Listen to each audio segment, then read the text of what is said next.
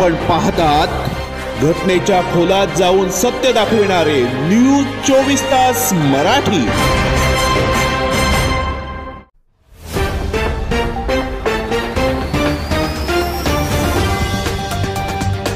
रोह्यात पार्वती मातेच्या काकांचे विसर्जन। गौरा महाराज हे पार्वतीचे काका असल्याची आख्यायिका। पिढ्यानपिढ्या गौरी विसर्जनाच्या दुसऱ्या दिवशी गौरा महाराजांना नाचवण्याची पारंपरिक परंपरा रोहा शहरातील धनगरआळी आणि अष्टमी मराठा आळी ग्रामस्थांनी आजही जपलेली आहे। धनगरआळीचे अध्यक्ष रमेश साळवी यांच्या घरी गौरा महाराजांना सजविण्यात आले, तसेच त्यांची पूजा करून आरती करण्यात आली। यावेळी धनगरआळीचे अध्यक्ष रमेश साळवी, उपाध्यक्ष मयूर दिवेकर, सहचिटणीस राजेश काफरे, विकास साळवी, अनिल काफरे आणि ग्रामस्थ उपस्थित होते। त्यानंतर गौरा महाराजांना धनगरआळीचे पाटील वसंत काफरे यांच्या मानाच्या गणपतीच्या समोर विराजमान करण्यात आले। तेथे गौरा महाराजांची काफरे कुटुंबियांनी आरती केली।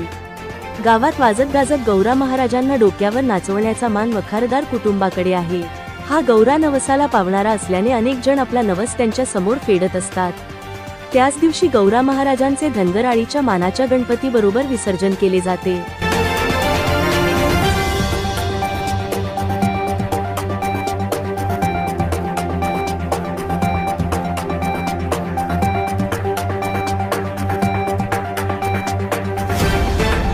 धनगरआळीत पार्वतीचा काका गौरा बनविण्याचे आणि नाचविण्याचे मानकरी वखारदार कुटुंब गौराची मूर्ती तयार करतात।